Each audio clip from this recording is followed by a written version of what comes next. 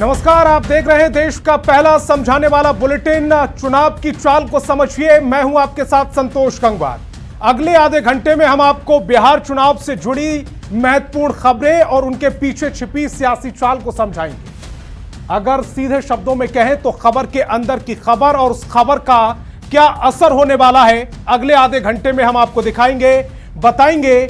आज से एक महीने बाद यानी 14 नवंबर को बिहार चुनाव का रिजल्ट आएगा, मतों की गिनती होगी और यह तय होगा कि सरकार किसकी बनेगी। यानी अब से सिर्फ एक महीना बाकी है जब बिहार चुनाव अपने समापन की ओर होगा। लेकिन फिलहाल शुरुआत करेंगे 4 बड़ी खबरों के साथ। तो बिहार चुनाव सीट बंटवारे पर क्यों तनाव है, सबसे पहली खबर होगी। दूसरी खबर होगी सीट बंटवारा नहीं, टिकट बंटना कैसे शुरू हो गए।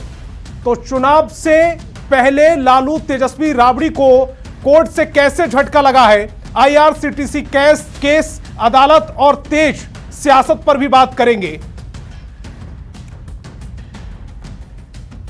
और चौथी खबर होगी आईआरसीटीसी केस, अदालत और तेज सियासत पर, यानी इसको लेकर विपक्ष किस तरह से तेजस्वी यादव पर हमला साध रहा है, लालू प्रसाद पर हमला साध रहा है। पूरी खबर बारीकी के साथ, आंकड़ों के साथ आप तक पहुंचाएंगे। बुलेटिन में सबसे पहले बात करेंगे सबसे बड़ी खबर के साथ। कांग्रेस के एक्स पोस्ट के खिलाफ शिकायत की गई है। बीजेपी ने निर्वाचन आयोग से शिकायत की है। बिहार में एच को पिस्टल से दिखाया गया है।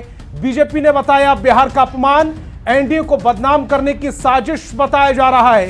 पोस्ट को बताया आचार संहिता का उल्लंघन। तो कांग्रेस के एक्स पोस्ट के खिलाफ अब शिकायत कर दी गई है। बीजेपी ने निर्वाचन आयोग से शिकायत की है। बिहार में एच को पिस्टल से दिखाया गया है। बीजेपी ने इसे बिहार का अपमान बताया, एनडीए को बदनाम करने की साजिश भी बताई है बीजेपी की ओर से। पोस्ट को आचार संहिता का उल्लंघन भी माना जा रहा है। तस्वीर इस समय आपकी टेलीविजन स्क्रीन पर कांग्रेस का वो पोस्ट जिस पर अब ऐतराज किया गया है और उसकी शिकायत भी की गई है। ये देखिए, ऊपर लिखा है बिहार में गुंडा राज, और बिहार जो लिखा गया है उसमें BIH, एच को पिस्टल के तौर पर दिखाया गया है। उसके बाद AR लिखा हुआ है और नीचे लिखा हुआ है में गुंडा राज। एनडीए इसे बदनाम करने की साजिश बता रहा है और एनडीए की ओर से कहा जा रहा है कि यह बिहार का अपमान है, आचार संहिता का उल्लंघन है। बड़ी तस्वीर देखिए इस समय अपनी टेलीविजन स्क्रीन पर, जो पोस्ट कांग्रेस की ओर से किया गया है, बिहार कांग्रेस की ओर से, माफ कीजिएगा नेशनल कांग्रेस की ओर से, उसको इस समय आप अपनी टेलीविजन स्क्रीन पर देखिए। बिहार में जो एच है, BI के बाद जब एच आता है उसको पिस्टल के तौर पर दिखाया और उसके आगे AR ठीक लिखा हुआ है और नीचे जो लिखा हुआ है उसको भी पढ़िए, बिहार में गुंडा राज। यानी कि ये एनडीए सरकार पर निशाना साधा गया कांग्रेस की ओर से, लेकिन अब एनडीए हमलावर है।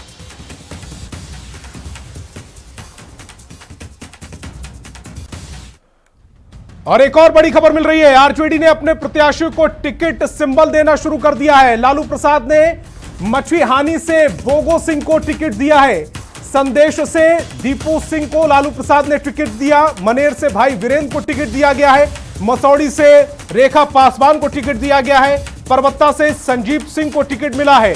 तो बड़ी खबर, महत्वपूर्ण खबर, और यह वो तस्वीर भी इस समय आपकी टेलीविजन स्क्रीन पर है जब आरजेडी सुप्रीमो लालू प्रसाद अपने पार्टी के प्रत्याशियों को अब सिंबल बांटना शुरू कर चुके हैं। तस्वीर के मुताबिक देख रहे होंगे आप, लालू प्रसाद ने मछुहानी से बोगो सिंह को टिकट दिया है। संदेश से दीपू सिंह को टिकट दिया गया है और मनेर से भाई वीरेंद्र को लालू प्रसाद ने टिकट दिया है। मसौड़ी से रेखा पासवान को टिकट दिया गया है।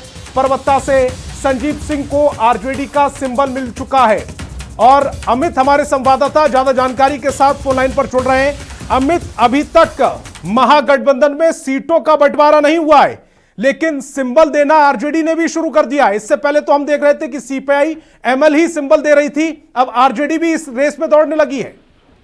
बिल्कुल, देखिए महागठबंधन में शामिल जितनी भी पार्टियां हैं वो अपने कैंडिडेट्स को एक एक करके टिकट देना शुरू कर दिया, सिंबल देना शुरू कर दिया है और इसकी शुरुआत सीपीएम ने सबसे पहले की और अब आरजेडी भी इस दिशा में अपने कदम बढ़ाई है। लालू प्रसाद यादव जैसे ही दिल्ली से पटना वापस लौटे वैसे ही उन्होंने अपने जो विधायक हैं, जो सिटिंग विधायक हैं, उनमें से लोगों को बुलाना उन्होंने शुरू किया और जो तेजस्वी यादव ने पहले से निर्धारित कर रखा है, लालू यादव के साथ मंथन करने के बाद अपने पार्टी के शीर्ष नेताओं के साथ जिन प्रत्याशियों को टिकट देने का निर्णय लिया था, फैसला लिया था, उन नामों पे अब मोहर लगी थी और अब उन सभी को एक एक करके बुलाया जा रहा है। राबड़ी देवी के आवास जो 10 सर्कुलर रोड है, वहां पे लालू यादव जो है वो अपने हाथों से एक सिंबल दे रहे हैं और इसमें सबसे पहला सिंबल जो है वो प्रवक्ता से डॉक्टर संजीव जो है हाल ही में जेडीयू से उन्होंने इस्तीफा देकर के आरजेडी का दामन थामा है, उन्हें टिकट दिया गया। मसौरी से रेखा पासवान जिनका लगातार विरोध हो रहा था, उनको टिकट दिया गया। मनेर से भाई वीरेंद्र को टिकट दिया। संदेश से जो वर्तमान विधायक हैं किरण देवी, उनके जो बड़े बेटे हैं दीपू सिंह, उनको टिकट दिया गया है और इसी तरह से मटिहानी से बोगो सिंह को टिकट दिया गया है और अभी और भी कई प्रत्याशी हैं जिन्हें फोन गया है और एक एक करके सब जो है वो राबड़ी देवी के आवास पे पहुंच रहे हैं। जो जानकारी ताजा मिली है उसके मुताबिक महुआ से डॉक्टर मुकेश रोशन जो वर्तमान में विधायक हैं, वो भी टिकट लेने के लिए राबड़ी देवी के आवास पहुंचे हैं और अब कहा यह जा रहा है, माना यह जा रहा है कि पूरी रात आरजेडी जो है अपने पहले चरण की जो प्रत्याशी हैं उन सभी को बुला कर और वो तस्वीर भी बयां कर रही है। लेकिन जैसा हमारे संवाददाता अमित बता रहे हैं कि अभी और लोगों के पास ये सूचना दी गई है, उनको फोन किया गया है और वो भी अब टिकट लेने राबड़ी आवास पहुंचे होंगे। अमित, आप हमारे साथ जुड़े, आपका बहुत बहुत शुक्रिया।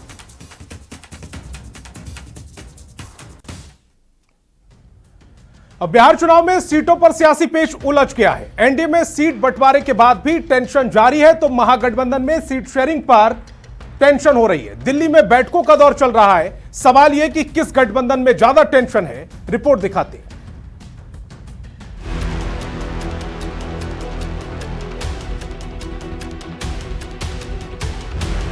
बिहार में सियासत सीटों पर उलझी हुई है। सीट शेयरिंग पर महागठबंधन का पेच सुलझ नहीं रहा है तो एनडीए में सीट बंटवारे के बाद भी टेंशन जारी है। एनडीए ने चट्टानी एकता का दावा कर सीट शेयरिंग का ऐलान तो कर दिया, लेकिन कुशवाहा और मांझी को 6-6 सीट मिलने के बाद दोनों का दर्द छलक आया है। कुशवाहा ने एनडीए में सीट बंटवारे पर अपने साथियों से माफी मांगी। कुशवाहा ने अपने कार्यकर्ताओं से भावुक अपील करते हुए कहा कि सीट बंटवारे के फैसले से हजारों कार्यकर्ताओं का मन दुखी होगा, कई घरों में खाना नहीं बना होगा। तो मांझी ने कहा कि सीट बंटवारे पर कार्यकर्ताओं को ठेस पहुंची है। एनडीए के लोगों ने तजवीज़ किया कि 6 सीट ही दिया जाए, तो भी जो भी मिला है उससे हम संतुष्ट हैं। हमारे जाति का संस्कार है कि जहां हम रहते हैं ईमानदारी से रहते हैं, कमी भी होती है तो कमी में भी जीना सीखा है। बात सही है कि हमारे कार्यकर्ताओं में असंतोष है, होगा, लेकिन ये मेरा काम है, चूँकि मैं नेतृत्व में हूँ। हम अपने कार्यकर्ताओं के संतोष को दूर करने का काम करूँगा। सीट शेयरिंग के बाद गिरिराज सिंह का सोशल मीडिया एक्स पर पोस्ट सामने आया है। गिरिराज ने झुनझुना वाला बयान देकर स्ट्राइक रेट वाले दावे पर तंज कसा। गिरिराज ने कहा कि जब बीजेपी जेडीयू साथ होती है तभी स्ट्राइक रेट बेहतर होता है। गिरिराज ने एक्स पर लिखा, ये होता है असली स्ट्राइक रेट। आज मजबूत सीट लेकर स्ट्राइक रेट का झुनझुना बजा रहे हैं। 2010 के बिहार चुनाव में एनडीए ने रचा था इतिहास। 243 में से जीती 206 सीटें। सीट शेयरिंग के बाद भी एनडीए में तो टेंशन है ही। तो विपक्षी गठबंधन की बात करें तो विपक्षी महागठबंधन में पटना से लेकर दिल्ली तक, दिल्ली से फिर पटना बैठकों का दौर जारी है, लेकिन वो फॉर्मूला नहीं निकल पा रहा है। स्पष्ट हुआ कि हम सही दिशा में सही कदम उठाने जा रहे हैं। आने वाला समय में कब तक ऐलान हो जाएगा? बहुत जल्दी। हमारा प्रयास ये है कि बिहार की जनता को एक अच्छी सरकार बना के दें, तो गठबंधन का भी नुकसान नहीं होना चाहिए और बिहार का फायदा होना चाहिए, हमारा प्रयास। महागठबंधन में बातचीत का दौर जारी है, लेकिन बातचीत किसी ठोस नतीजे पर नहीं पहुंच पा रही है। एनडीए में सीट बंटवारे के बाद भी टेंशन साफ दिख रहा है तो महागठबंधन में सीट बंटवारे पर टेंशन ही टेंशन है। सवाल ये है कि किस गठबंधन में ज्यादा टेंशन है। दिल्ली संवाददाता अमितेश सिंह के साथ ब्यूरो रिपोर्ट, न्यूज़ 18। तो एनडीए में सीट बंटवारा हो चुका है। महागठबंधन में सीट बंटवारे का इंतजार किया जा रहा है और ऐसे में टेंशन बढ़ती जा रही है। अब सवाल है कि किस गठबंधन में ज्यादा टेंशन है, वो आपको समझाते हैं। बिहार चुनाव से पहले सीट शेयरिंग पर दोनों ही गठबंधन के बीच पेच नहीं सुलझ रहा है। एनडीए में सीट बंटवारे के ऐलान के बाद भी टेंशन जारी है। कुशवाहा और मांझी को 6-6 सीट मिलने के बाद दोनों का दर्द छलक उठा। कुशवाहा ने कम सीटें मिलने पर पोस्ट लिखा, अपने साथियों से माफी मांगी। जीतनराम मांझी ने सीट बंटवारे से कार्यकर्ताओं को ठेस पहुंचने की बात प्रमुखता से कही। गिरिराज सिंह ने झुंझुना वाला बयान देकर स्ट्राइक रेट वाले दावे पर तंज कस दिया। एनडीए के सहयोगी दलों में विधानसभा सीट को लेकर अब भी पेच फंसा हुआ है। शायद इसी वजह से सोमवार शाम होने वाली संयुक्त प्रेस कॉन्फ्रेंस भी टाल दी गई। अब आपको समझाते हैं कि किस गठबंधन में ज्यादा पेच फंसा हुआ है और महागठबंधन भी सीटों के पेच से अछूता नहीं है। यहां भी सीटों का पेच अनसुलझा है। पटना से लेकर दिल्ली और दिल्ली से लेकर पटना तक बैठकों का दौर जारी है। कई राउंड की बैठक हो चुकी है, कई राउंड की बैठक बाकी है और उसके बावजूद सीट शेयरिंग पर फॉर्मूला अब तक निकलकर नहीं आया। वाम दलों ने सीट शेयरिंग का इंतजार किए बगैर सोमवार से सिंबल बांटना शुरू कर दिया। जहानाबाद की घोसी सीट से आरजेडी उम्मीदवार उतारने की तैयारी में था, पर वहां लेफ्ट मैदान में उतर गया है। पहले से मैदान मार लिया और अपना प्रत्याशी को सिंबल दे दिया। सिंबल देकर लेफ्ट ने साफ कर दिया कि अब और इंतजार नहीं किया जा सकता। आरजेडी कांग्रेस के बीच लगातार बैठकों का दौर हालांकि जारी है, पर सीटों का गणित अब तक सुलझा नहीं है। तो महागठबंधन में सीट बंटवारे का फाइनल फॉर्मूला अभी तक नहीं निकल पाया है और आरजेडी कांग्रेस के सहयोगियों ने सिंबल बांटना शुरू कर दिया। सीपीआई एमएल ने उन सीटों पर भी सिंबल बांटना शुरू कर दिया जिस पर आरजेडी दावा ठोक रही थी। रिपोर्ट दिखाते हैं।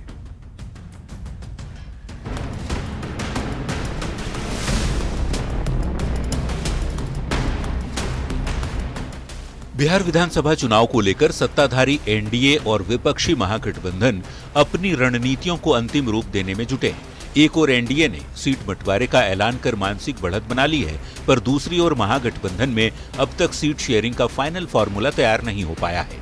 आरजेडी कांग्रेस बार बार ये दावा कर रहे हैं कि सहयोगियों के साथ सीट बंटवारे पर आखिरी सहमति लगभग बन गई है, लेकिन सीटों का चयन अब तक नहीं हो पाया है। इन सारे सियासी उठापटक के बीच महागठबंधन की सहयोगी सीपीआई एमएल ने प्रत्याशियों को सिंबल बांटना भी शुरू कर दिया है। सबसे दिलचस्प बात यह है कि सीट बंटवारे का इंतजार किए बगैर माले ने जहानाबाद की घोसी सीट से मौजूदा विधायक रामबली यादव को पार्टी का सिंबल थमा दिया है। माले नेता कुणाल से पार्टी का सिंबल लेते रामबली सिंह यादव की ये तस्वीर सुर्खियों में छाई हुई है। महागठबंधन में सीट शेयरिंग का औपचारिक ऐलान होने से पहले 10 अक्टूबर को नेता प्रतिपक्ष तेजस्वी यादव ने एक बड़ा कार्ड खेला था। तेजस्वी ने शुक्रवार को मगध इलाके के दूसरे बड़े भूमियार नेता जगदीश शर्मा के बेटे राहुल शर्मा को आरजेडी में शामिल कराया था, जिन्हें इसी घोसी सीट से उम्मीदवार बनाने की चर्चा थी, जिस सीट पर वाम दल ने अपना कैंडिडेट उतार दिया है। एक ओर तेजस्वी यादव ने भूमिहार कार्ड खेला तो दूसरी ओर सीएम नीतीश ने भी भूमिहार दांव लगाया। जगदीश शर्मा के बेटे राहुल शर्मा को टक्कर देने के लिए मुख्यमंत्री नीतीश ने अपने पुराने साथी और पूर्व सांसद अरुण कुमार और उनके बेटे ऋतुराज को जेडीयू में ले आए। पहले से चर्चा थी कि अरुण कुमार अपने बेटे ऋतुराज को जहानाबाद की घोसी सीट से उम्मीदवार बना सकते हैं। जेडीयू में तीसरी पारी की शुरुआत के साथ ही खुद अरुण कुमार ने भी इसी ओर इशारा किया था। बेटे के बारे में चर्चा है कि घोसी सीट से उम्मीदवार पार्टी तय करेगी। तो सर कितना बड़ा असर पड़ेगा पूरे मगध और शाहबाद क्षेत्र में? ये तो रिजल्ट देखिएगा। अरुण कुमार के बेटे ऋतुराज के सामने राहुल शर्मा का मुकाबला घोसी में भूमिहार बनाम भूमिहार की लड़ाई हो सकती थी, लेकिन उससे पहले ही माले ने अपने प्रत्याशी को टिकट देकर घोसी पर दावा ठोक दिया है। पालीगंज सीट पर भी संदीप सौरभ को टिकट देकर सीपीआई एमएल ने साफ कर दिया है कि सीट बंटवारे का इंतजार अब और ज्यादा नहीं, क्योंकि सब्र का बांध टूट रहा है। वाम दल की ओर से टिकट बंटवारे पर कयासबाजी भी शुरू हो गई है। क्या महागठबंधन में सब कुछ ठीक ठाक है या खटपट बरकरार है? इंतजार हर किसी को सीटों के बंटवारे का है। पटना संवाददाता संजय कुमार के साथ ब्यूरो रिपोर्ट, न्यूज़ 18।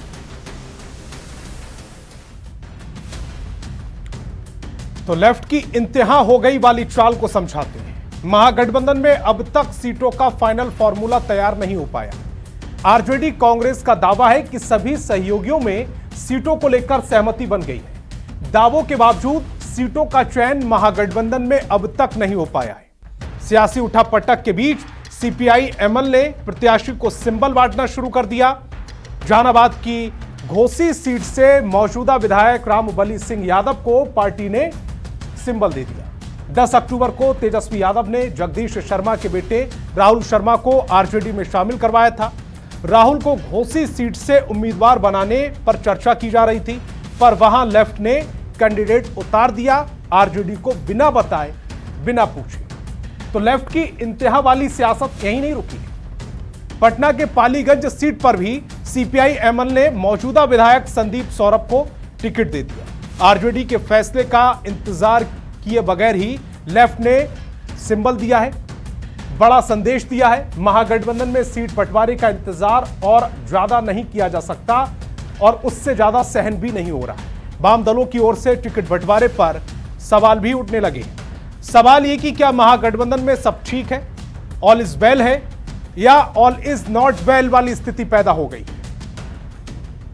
और इसी बीच बड़ी खबर मिल रही है, सूत्रों के हवाले से बड़ी खबर, महागठबंधन में कल हो सकती है सीट शेयरिंग की घोषणा। कांग्रेस 60 से 61 सीट पर अड़ी है।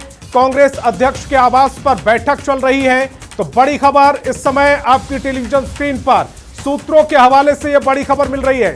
महागठबंधन में भी कल सीट शेयरिंग को लेकर घोषणा हो सकती है। हालांकि कांग्रेस पेच फंसाए हुए है। कांग्रेस 60-61 सीटों पर अड़ गई है।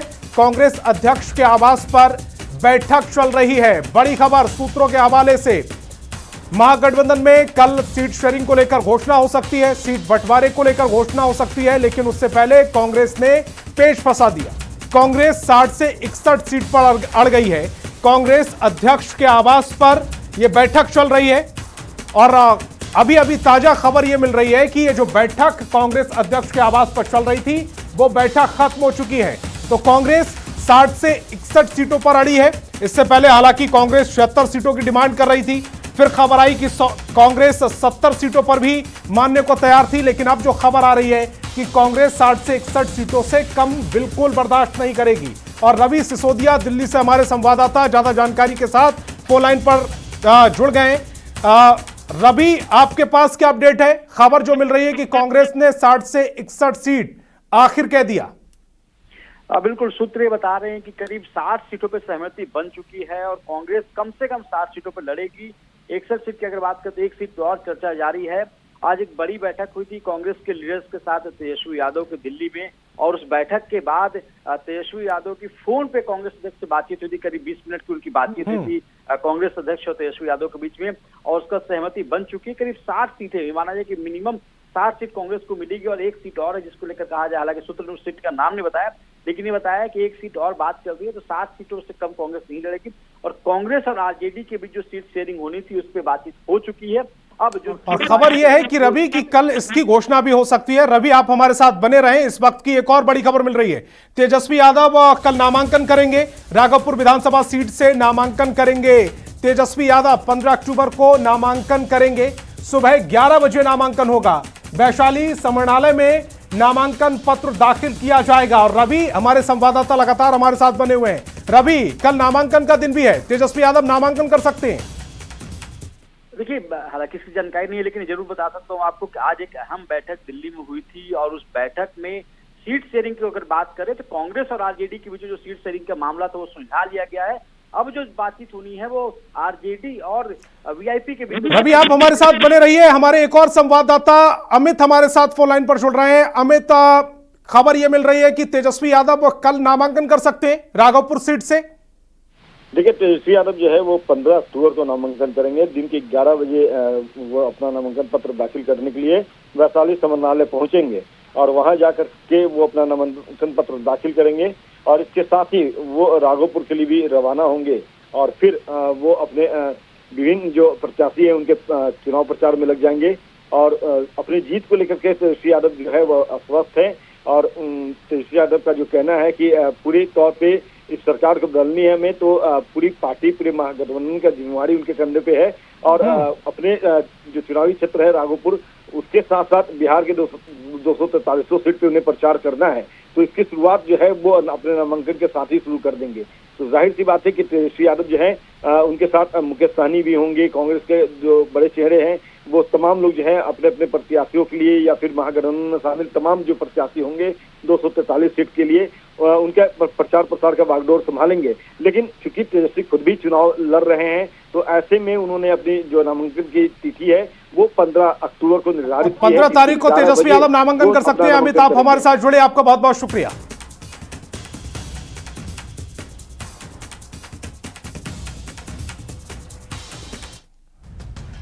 तो इस बुलेटिन में फिलहाल इतना ही।